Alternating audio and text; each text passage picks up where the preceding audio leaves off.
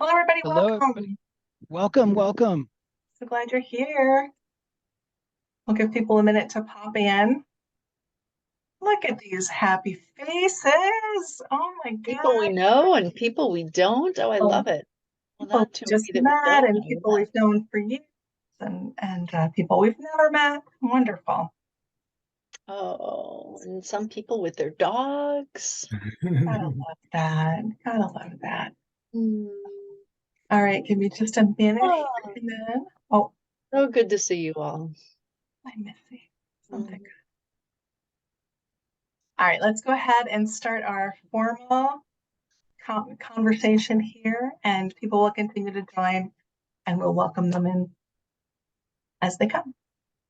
I'm Reverend Carrie Kopnick, and I serve the Chaplaincy Institute as our community minister, and I want to welcome you warmly today. We're so glad that you joined us for ChI Talks.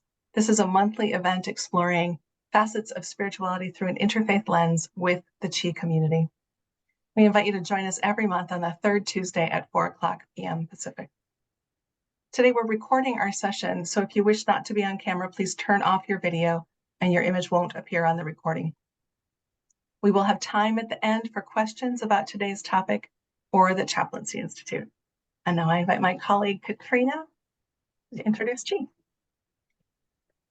Welcome, welcome, everybody. As most of you already know, because maybe you've been at ChI for years, or maybe you've been recently ordained or about to be ordained, but at any rate, at least those of you who I see on the screen, we're so glad you're with us. And as you may know, ChI is one of the oldest seminaries, interfaith seminaries in the country with a great reputation across the states.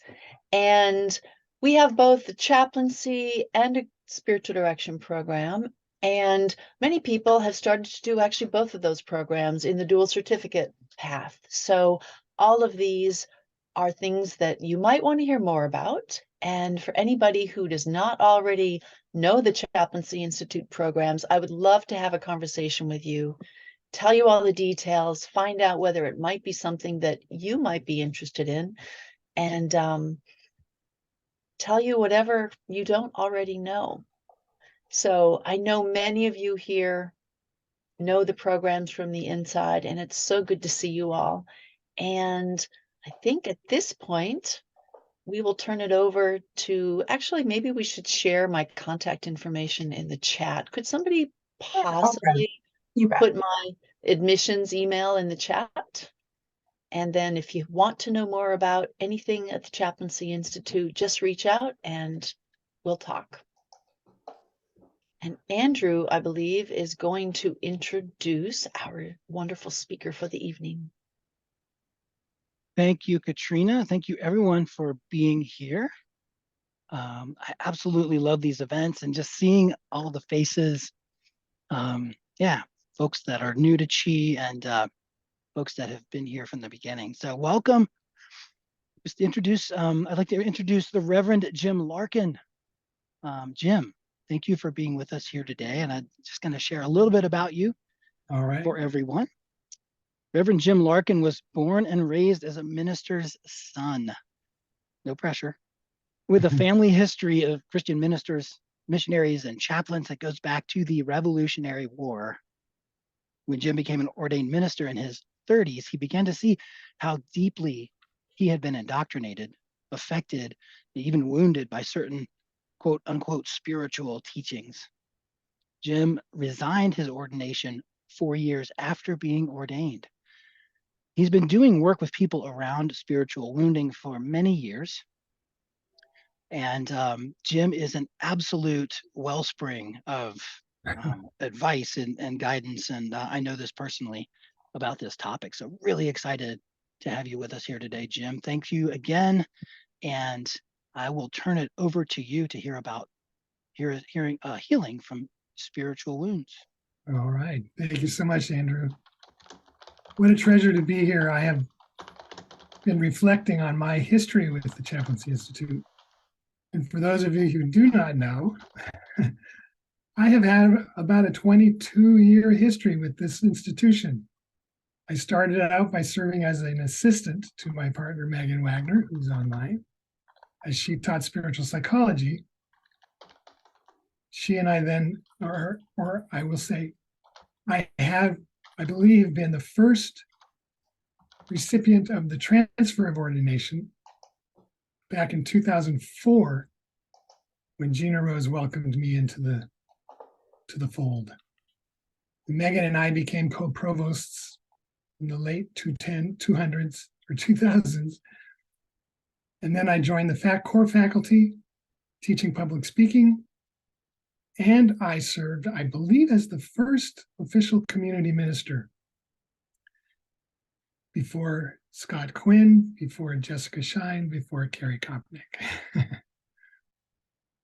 I did resign my official connection to the Chaplaincy Institute in 2018, and then came on again as the interim community minister when Jessica Shine left, so that I could assist and help that one cohort of students to be ordained in the fall of 2019. It has been a delight and a pleasure for me to be involved with the Chaplaincy Institute and to continue that relationship as I've participated in a number of ordinations since then. So why me for spiritual wounds? A little bit of my story you heard would just touch the tip of the iceberg. But I wanted to start with my definition of spiritual wounds. I have designed or defined spiritual wounds as the negative effects that result when someone elects to give up their true self in order to belong to a faith tradition that expects or requires that individual to put on a false self of conformity. My story is a story of false selfhood and conformity. Growing up in the church, my desire to belong was so strong that I made these choices to give up much of my true self in order to belong. I took so much stock in being identified as my father's son, my sister's brother, my grandfather, who is a minister and Bible college president, my grandfather's grandson. So much of my identity was taken up with who I was associated with and what I belonged to. It's a human desire to belong that leads to willingness for some of us to give up our true selves and put on the false self of conformity.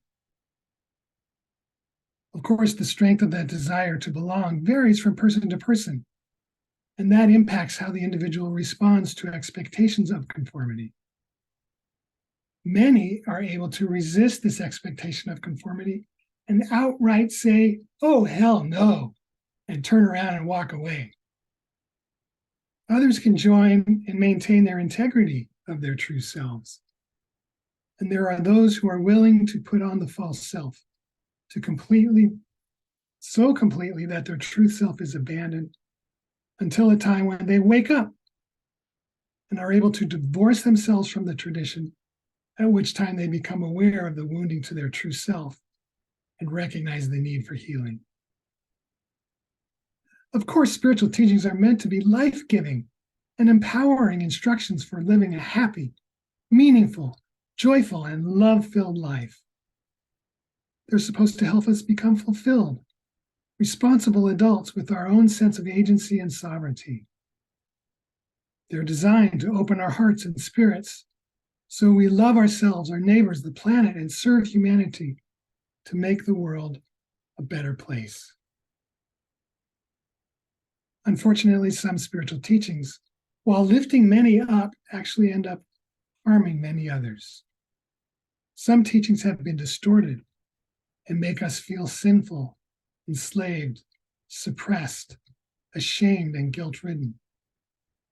They close down our hearts, our wills, our spiritual capacity, take away our divine right of sovereignty, self-esteem, and self-determination.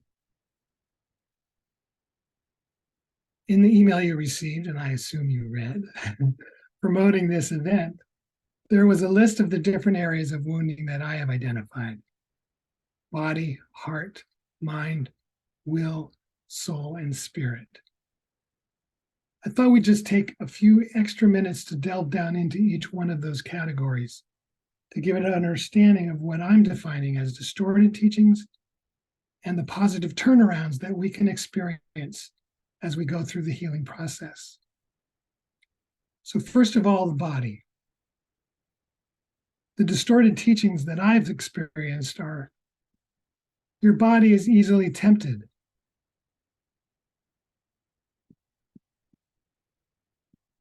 Sorry, bear with me a second. Your physical urges are bad. Most pleasures of the flesh are bad. Some simple physical activities are sins like dancing, playing cards, watching TVs or movies, and consuming alcohol.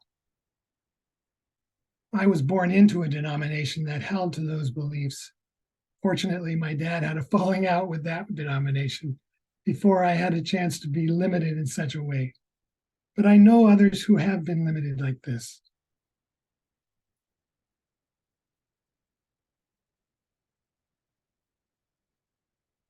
My counter to these positive or these negative wounds is to step into the positive messages that are so readily available and can unseat the negative messages that we've taken in. My body is a beautiful temple. I love and accept my body as a wonderful vehicle that allows me to live well on the planet Earth and enjoy physical activities that bring me joy. And my physical urges and instincts are natural and not in and of themselves bad or unholy. You've probably heard the phrase, we are spiritual beings having a physical experience. Why would we choose to have a physical experience if it was so dulled and inhibited and controlled? Our physical experience on earth is meant to be joyful, uplifting, feeding our natures and our spirits.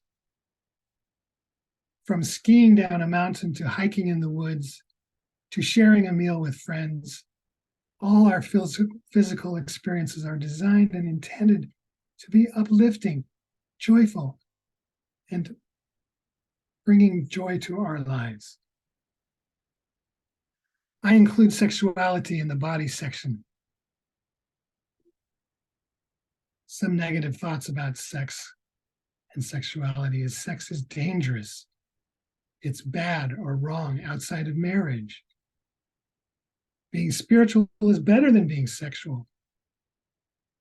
Don't act overtly sexual. Sexual relations are only approved in the context of a heterosexual marriage. These teachings produce guilt, shame, confusion, self-judgment, disempower us around our personal sexual choices, repress our sexual needs, desires, and pleasures, and they cut us off from a vital part of our personal identity and expression. I hope you'll join me in a round of, oh, hell no, to these negative teachings. To turn those around and put them on their head, I would say that positive teachings that we can recite are, I am a sexual being. My sexual urges are natural and are neither good nor bad. They just are. Whether or not I act on those desires is my choice. If I choose to pursue a sexually intimate relationship, that is up to me. And who I choose as a partner does not make our intimacy right or wrong. And if I choose to respond to my desires by myself, I am not acting immorally and am not condemned for doing so.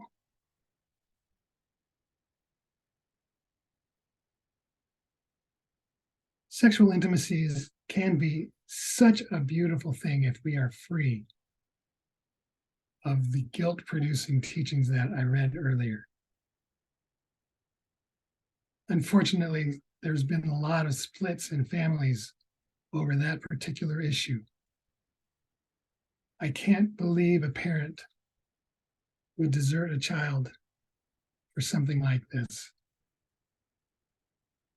It just hurts my heart to even think about it. Another aspect of loving our body, and does fall over into the next category of the heart, is self-care and self-compassion.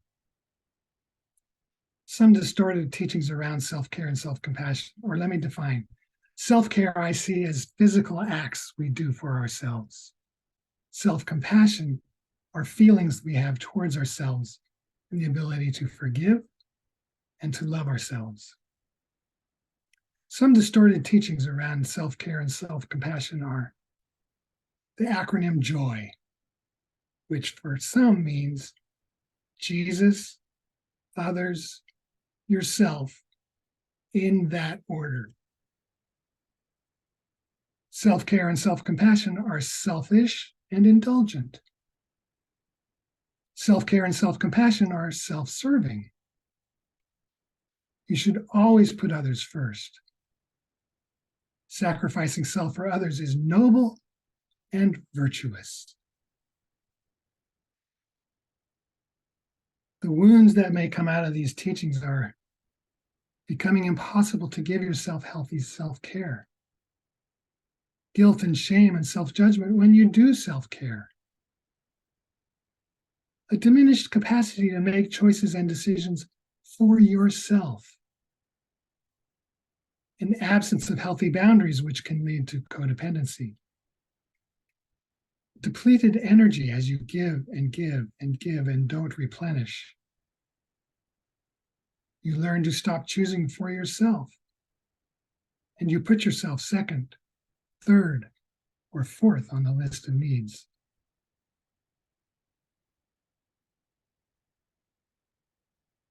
To counter those thoughts, you might say to yourself, with earnest intention and truth, my self-care and self-compassion are my first priority. Once I am nurtured and nourished, I can be available and more present for my loved ones. I love and accept myself.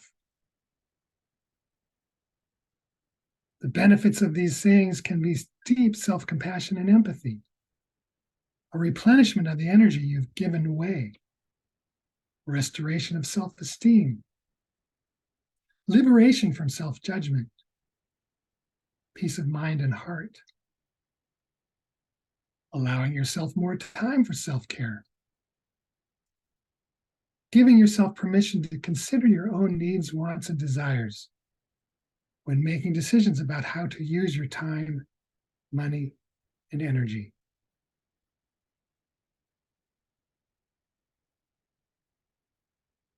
Other distorted teachings that relate to your heart are spiritual people shouldn't feel things like anger, jealousy, resentment, sadness, etc. Your feelings and thoughts should be pure. If someone hurts you, you should forgive them and forget about it. Spiritual people should always be happy. Everything that happens to you is for your own good.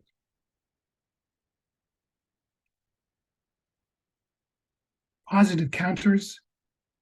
It's okay to feel hurt, enraged, and sad. As I work through the heartache, I validate my feelings and let go eventually of the pain and suffering, and I allow love to flow again. This is one area where I'll bring up two specific teachings. As you understand, I am from a Christian background. There are two verses that I have had to struggle with before letting them go. One is all things work together for good for those who love the Lord and live according to God's commandments. Now, there can be a very positive side to this, and that is if we see that we invite events and activities into our lives. And so when something happens that we may not see as good initially, if we can have an attitude of, why did I invite this into my life? What is the lesson I can learn from this? Then yes, all things can work together for good. The problem is, I have seen this verse turned on its head and reinterpreted as all things are good. And I just have to say that is not true. Some things that happen to us are not immediately good. We may be able to find the good in them, but to suggest from the very beginning that this is a good thing that's happened to me is not right. The other verse I would bring up is to don't let the sun go down on your anger. Wise counsel, I would suggest. I hate going to bed when angry with Meg. I don't sleep well, I get irritated, and the next day I am no fun to be around. The problem is this verse is often translated into simply don't be angry. Again, calling on us to do something that I think is totally unnatural and unnecessary. The next category is our personal will. Negative messages are surrender your will to God or some other external authority. Being powerful is bad or wrong. You should dampen your will. Following your own will leads you down the wrong path.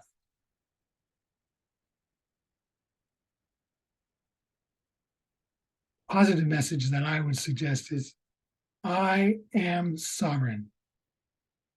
My will guides me towards my desires, passions, and my life purpose, which I know is for my highest good.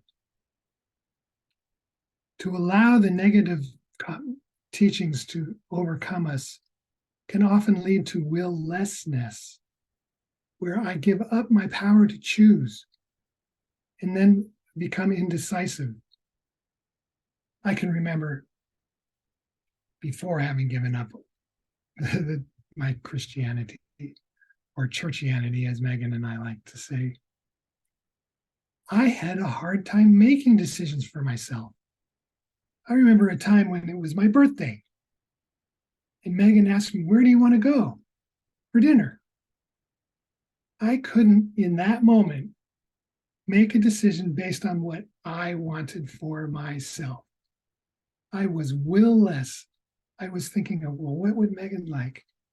What would the others like to do? Or where would they like to go? Positive outcomes of standing in your own power, not in an aggressive way, but a self-assertive way that communicates self-confidence, self-awareness, and a trust in your own self.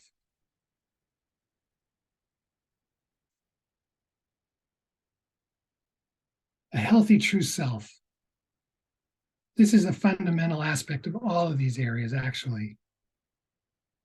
Some distorted teachings, in order to belong, you have to conform, putting on a false self.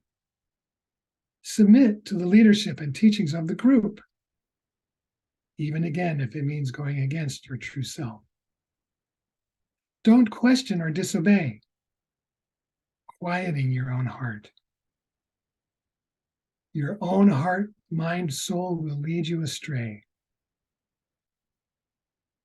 You need us and our ways to be happy and fulfilled. Positive counterstatements are, I forge my own identity away from others' expectations. I honor my own true self and my soul's knowing. But how do we distinguish true from false? This question is fundamental to everything that has been brought up so far and of everything that will follow. I think one of the most distinguishing tells of a false self is a lack of affect. And Megan will tell you, when I was under the control of churchianity, there were times when my affect would just be blank. I would be saying words that I confessed to believe, but I had no emotion behind it. I had no true personal ownership. And that showed in the lack of feeling in my face and my body that were, for Megan, clues that I really was not in my true self, but in my false self at the time.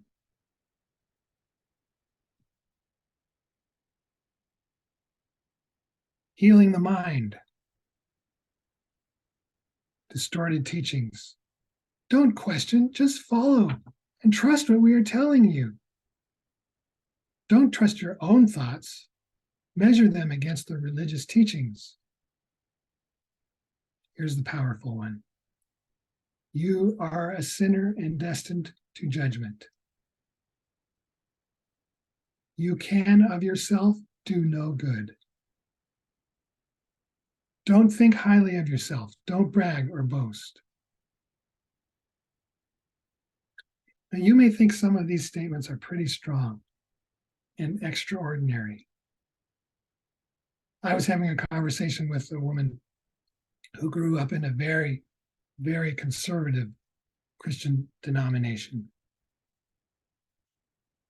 And in light of the "you are a sinner and destined to judgment" statement, she told me that the teaching that she received was that God can't stand to even look at you unless you're bathed in the blood of Jesus Christ.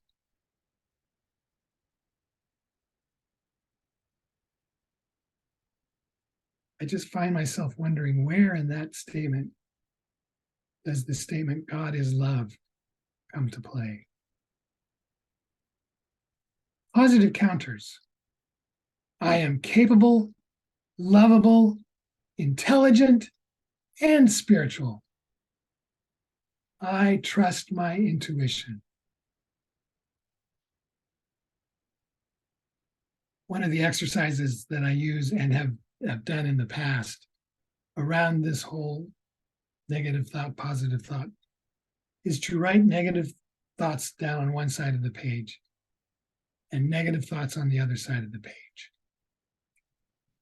And when I find myself thinking a negative thought, I immediately counter it with the positive thought. And I've gotten into the practice of, even when I'm not thinking anything, I'll just stop and think, I need a positive thought. And I'll just throw a positive thought at myself. And I can tell you, even that simple act is very uplifting and counters the negative thoughts that I have lived with for most of my life.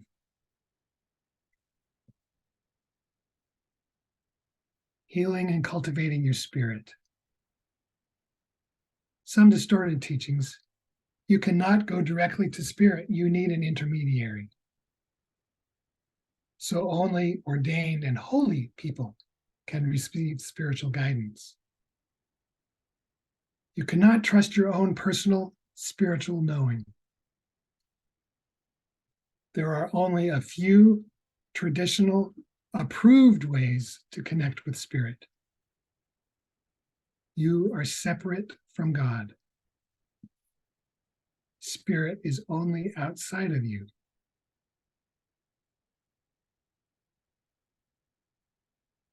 Obvious positive statements are, I am a sovereign, physical, emotional, intellectual, spiritual, and divine being. I am able to connect directly with spirit and God through my own spirit and my own divinity.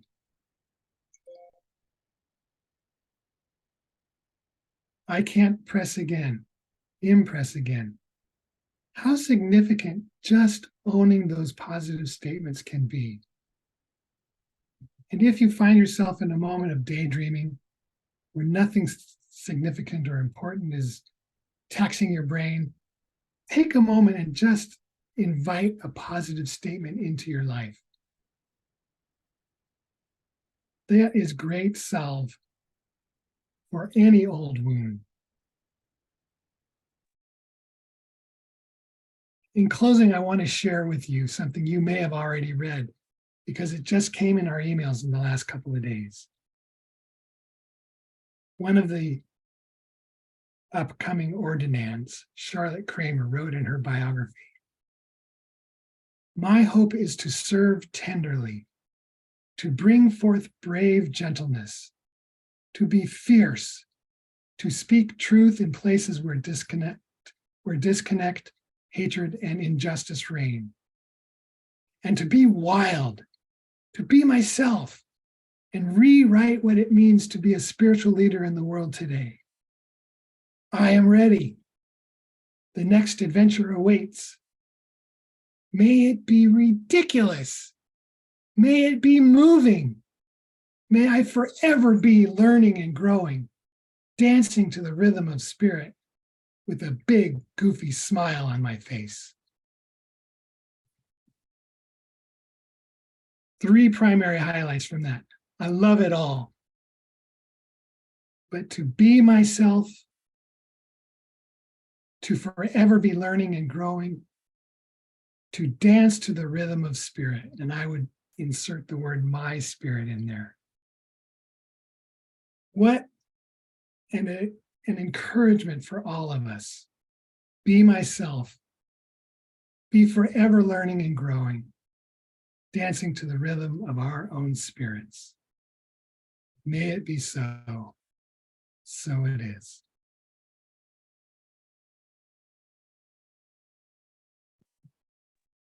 That's everything I have saved for the presentation. Well, we'll open it up. Thank you so much, Jim. Thank you so much, Jim. Dancing. And Charlotte works in street ministry too, if you can imagine her out there doing that radical work with unhoused folks. Now we'll open it up for questions. If you've got questions for Jim. Or I invite you to share your own life experiences too and your breakthroughs in healing wounds. Yeah. And I think raise your hand. I'm not sure if you can unmute yourselves. I don't remember how I said it, but raise your hand and we will try to do that, or just unmute and speak. Whatever you feel called to do.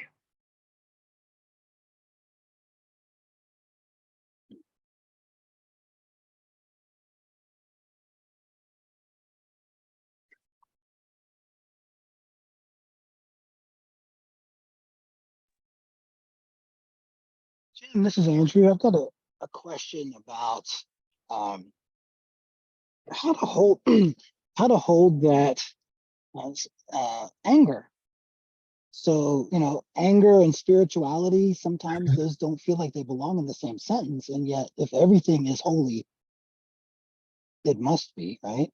So, but I'm just wondering, how do let's say I do have I'm holding a grudge against, the religious framework of my childhood, or the wounding, or because of the wounding I've experienced in whatever tradition it was. Yeah. How do I parse out the good from the bad stuff? Or how do I separate the baby and the bathwater and keep the stuff that's nourishing about, that I do love about that tradition? Any thoughts about how that would go? A couple things come to mind. First is that hopefully you have people who love you and support you, and who be willing to be a sounding board for your anger. Expression is, I think, the first and a key aspect of being able to let go in the long run. Not that letting go is necessarily your first priority.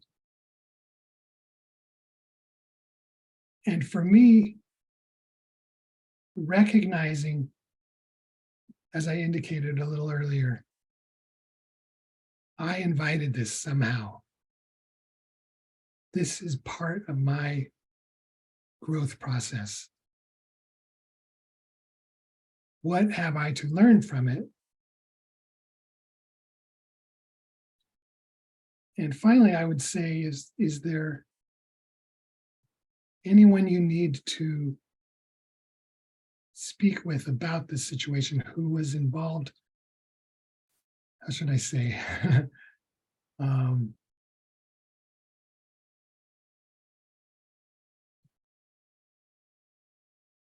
let me tell you a story. When I was 17, I did something that I knew would reflect on my dad negatively. And I went to him and confessed my offense.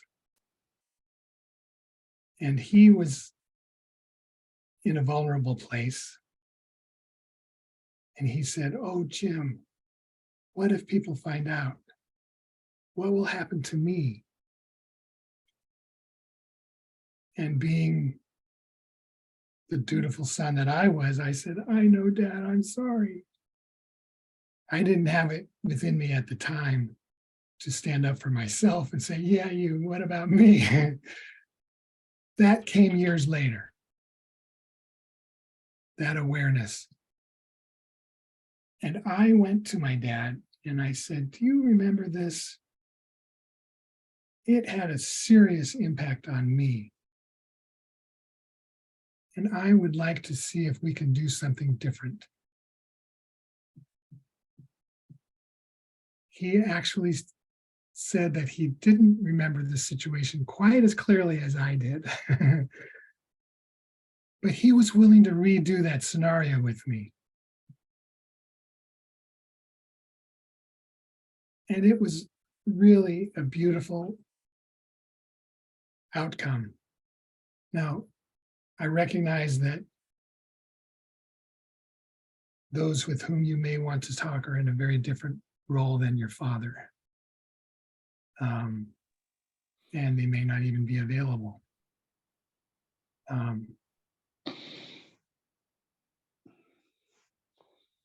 But to shed light on a scenario that was painful or became painful,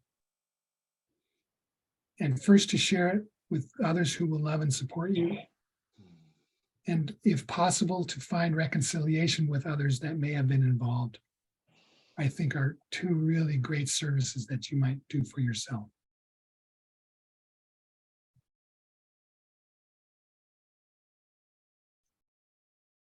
Thank you.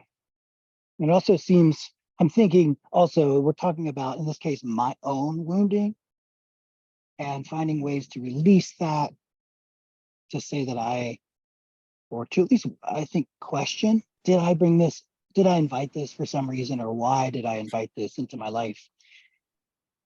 Which feels a whole lot different than if I'm a caregiver for someone else, or if I'm chaplaining with someone else and they have suffered wounding. And I'm telling them that they invited this on themselves. That feels like an entirely different Yeah. kind of dynamic, and just holding that where I can go inward in myself and question that, or challenge it a little bit. But I also want to just kind of like, ooh, that feels like a little ouch, like again, kind of projecting that onto someone else if I were to do that. Yes, I totally agree. And there may be words that can be used that would allow for lessons to be learned without the implication of, I did this to myself, and then they just feel bad and guilty.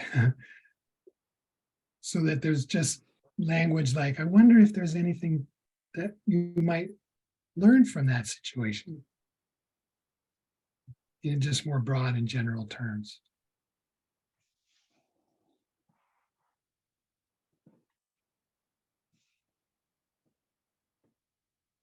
Good evening, everyone. Hi there. Can you hear me? My name is Mark Gardner, and hello. I apologize for coming to the Zoom a little late. I got home from work a little while ago. Life happens. Thank you for receiving me. To the gentleman that just commented, I think his name is Jim. As well as with you, sir, life has a way of of having an impact on us. And I remember a very, very traumatic stage in my family's life when I began to be aware around age 14, but it truly manifested itself at the age of 17. And I did not know what I was experiencing and family was experiencing was trauma and grief and all of the above. And there have been moments and episodes of impediments of my development and growth and trust over the years with other individuals. And I have learned in my episodic experiences with those emotions and those latent traumas that, as Dr. M. Scott Peck said in his book, The Road Less Traveled, life is difficult. Mhm. And Martin Luther even said the ambiguities of life, that these are challenges that and uncertainties that we each at some level will grasp with and wrestle with and may not ever get over. And if that's the case, how do we turn our trauma into a testimony? And that's what I am still yet, if I may, working on doing, is turning my trauma into a testimony of how I've stayed on the path of, for me and my faith tradition, of straight and narrow since my teenage years. Right. And I just wanted to share share that with you because I'm a volunteer services coordinator and chaplain at a school for adjudicated youth here in Wilmington, Delaware. And I find that in my faith, the Almighty has returned me to that emotion. Right. From when I was a teenager. And I strive to give that to the young men, that a lot of traumas in your lives. And irrespective of your faith tradition, you have to activate the spiritual power of your faith tradition, striving to live its expectations to let life, if I may, counsel and minister your trauma. So I just wanted to share that with each and every one of you. I feel what you, what you're sharing and some of the struggles and hurts, but I also hear the victories. And the victories are not a one and done. You know, sometimes it's a relay. You know, it's a marathon. So I just wanted to share that and thank you for sharing as well, because it has enriched me. Thank you, Mark. I would just acknowledge and recognize the importance of the first step is recognizing that trauma has occurred. Yes, sir. There are several stories in my life that I've shared with Megan, and she said, that was the trauma, and I've never identified those events as trauma. Yeah. It allows me to have a different approach and perspective on those events. Meg? Well, I was just, thanks, Mark. I was thinking of, as you were talking, like how important it is to heal from our spiritual wounding, to have community that will witness us and also maybe do some ritual around it. I was thinking that, Jim, what you were talking about was personal wounding. And then I started thinking about collective wounding and how powerful it would be if we could do rituals together from different faith traditions. Everybody's been wounded somehow. And wouldn't that be wonderful to have witnessing and ritual around this? Thank you. That's nice. That's nice. That's nice. Talk about interfaith. Wow. Yeah. I like that. Yeah. Thanks so much, Mark. Thanks, Jim, for your response, and Megan for jumping in. I see Elizabeth Becker has her hand up. Yeah, it's funny. Hi, I don't know who the other Elizabeth is, but I tried to rename her because I thought it was funny. I only had my first name there. So hi, everybody. Thanks, Jim. And Elizabeth. it's great to, kind of see everybody, kind of quasi see everybody. And I also think it's good for me to revisit in this dialogue my own wounds. I mean, many who've gone through ChI with me might remember me talking about what it was like to grow up in the Catholic Church and to know that I had a calling to ministry, and to know, as I've said before, that there was kind of no room for me at the end, and to deal with that. And I think about how I sometimes can find both solace in being in Catholic tradition and also wounding. So it's this like holding both in the same hand. And it's sometimes difficult and messy for me. And I think that there's others out there who have these things. And I'm wondering, like, what kind of recommendations do you have for stabilizing during these times of kind of re-traumatization, when you're subjected to these things? And, I want to know for my own sake, but the place where chaplaincy is taking me now is doing grief recovery work with people. And I'm just interested in, what I might be able to offer them, because a lot of times spirituality has been used against people, as you mentioned, and sometimes just even bringing up whatever the trauma is can spark a shutdown response in the moment. And so, Yeah. do you have any thoughts on stabilizing practices?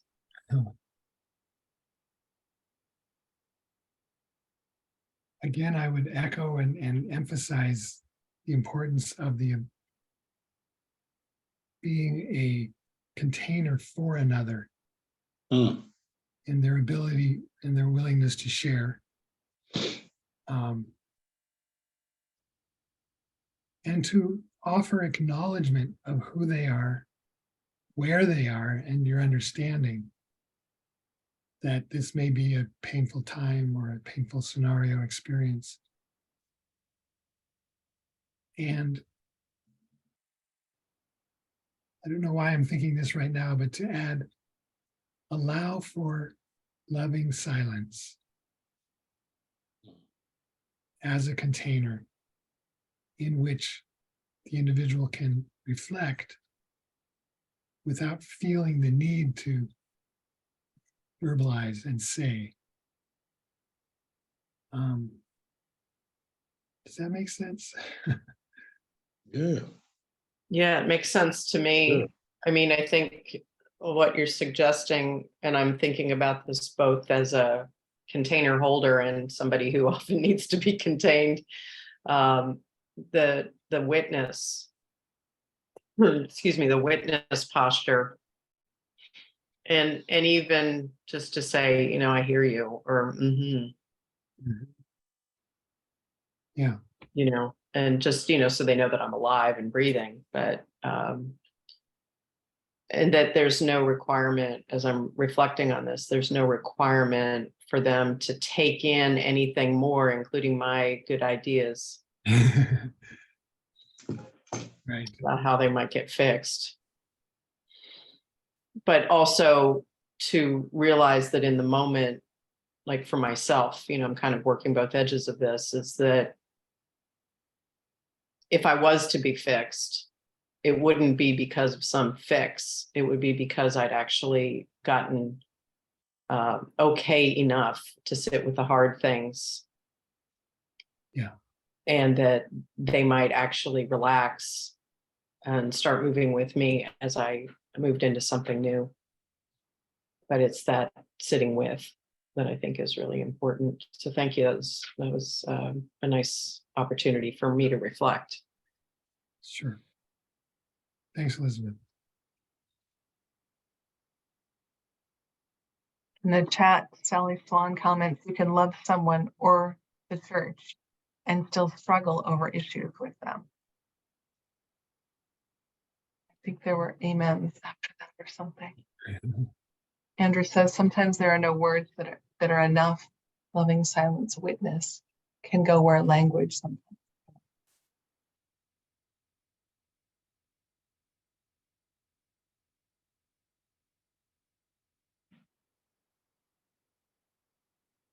I see Susan's hand up. Hi, Susan.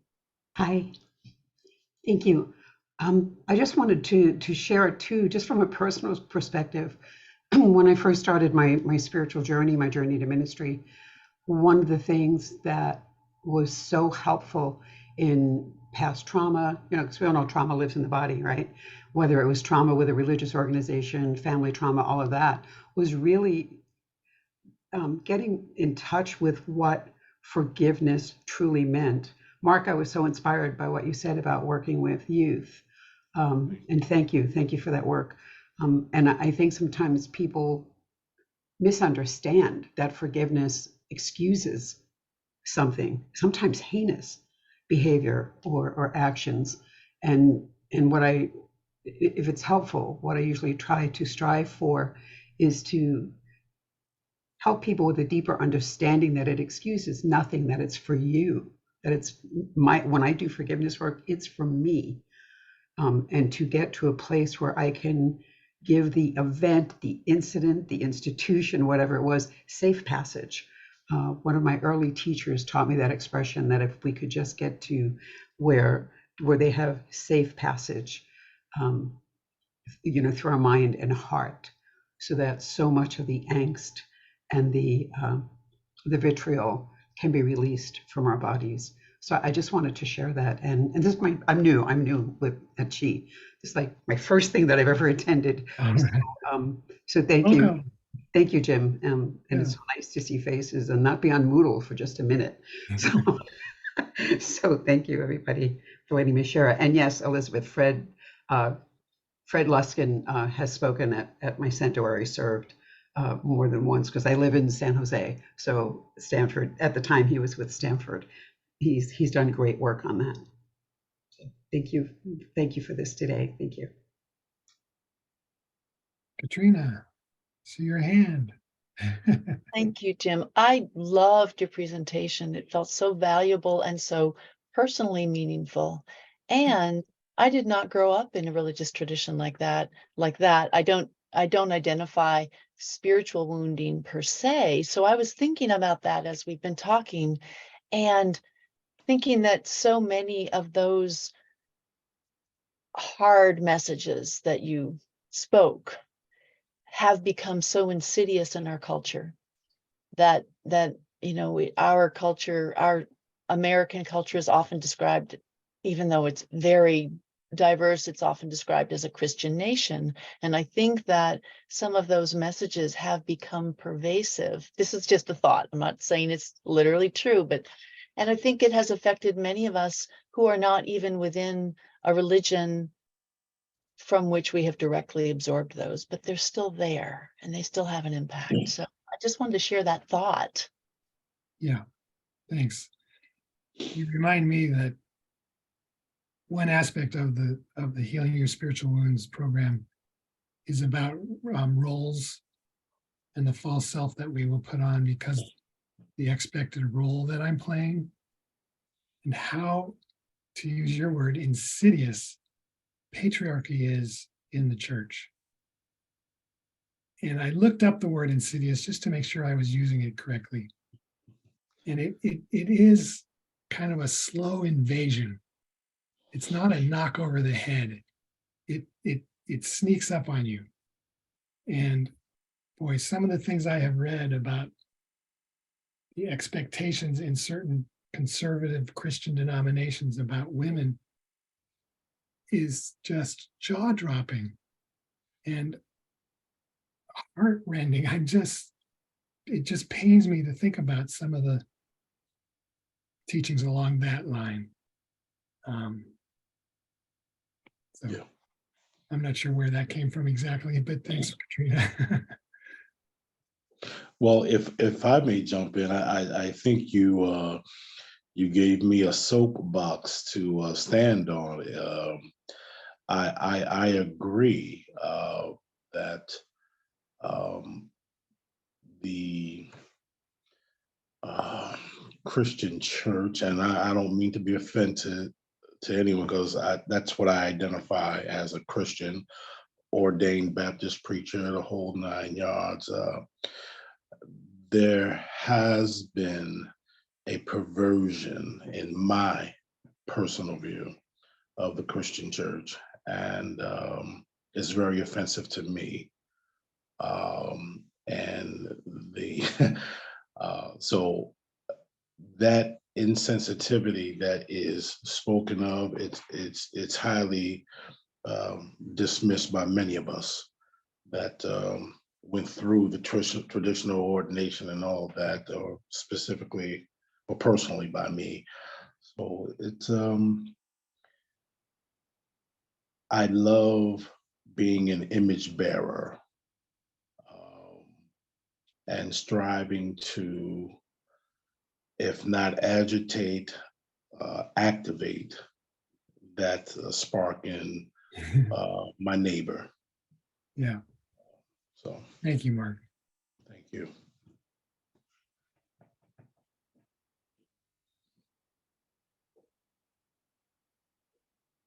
We have time for one more short story or question for Jim, and then we should head off to whatever else is up for our evenings here.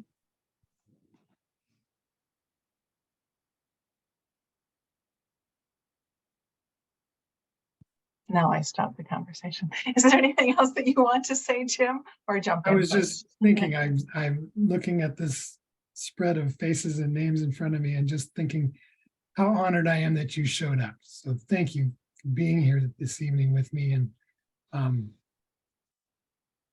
blessings. Thank you. Thank you, Thank you. Jim. And just, I did put your contact info in the chat, All but right. how can folks, if they're interested in specifically more about this offering that you are kind of giving us a little taste of, how can they find out more about that?